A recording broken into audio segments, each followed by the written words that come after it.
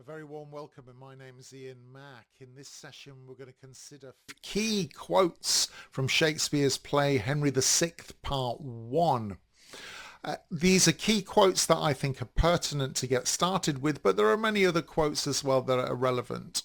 But if you're ready, let's get started.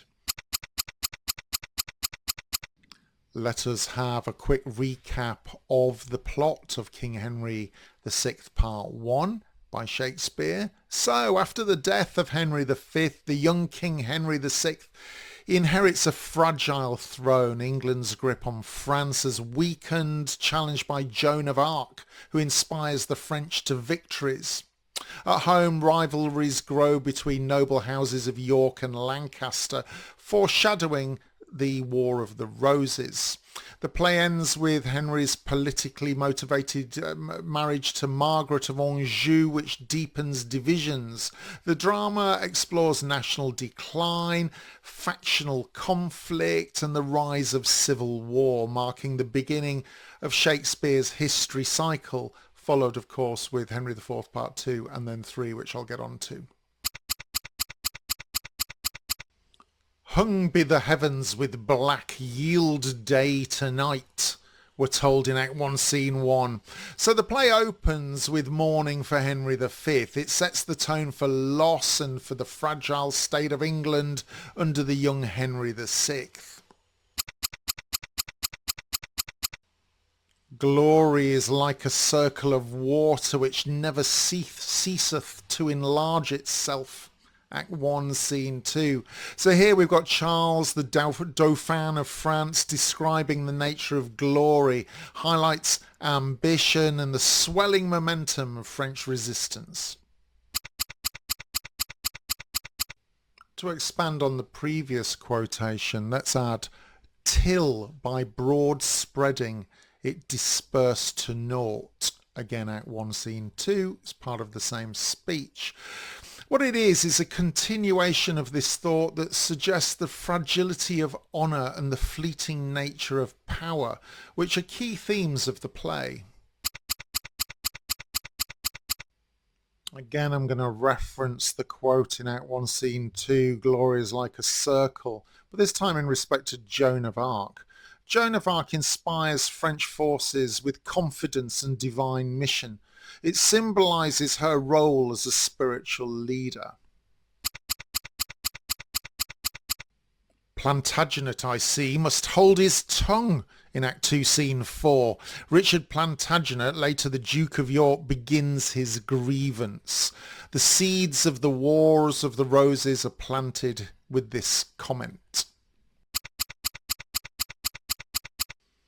And here I prophesy this brawl today, grown to this faction in the Temple Garden shall send between the red rose and the white 1,000 souls to death and deadly night. Act 2, Scene 4.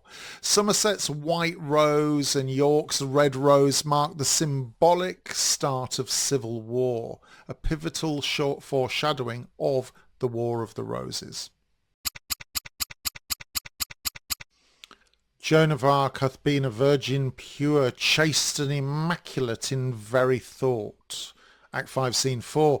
So Joan defends herself against accusations. It shows how she's vilified by the English, and it raises themes of gender and of reputation.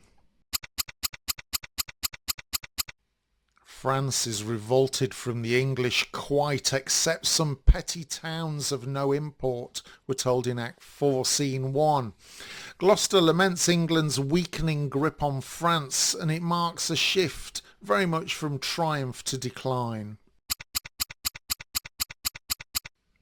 Margaret shall now be queen and rule the king, but I will rule both her, the king, and realm. Act 5, Scene 5. Bit of foreboding here. Suffolk's words on Henry's marriage to Margaret, it signals manipulation, foreign influence, and a growing corruption at court.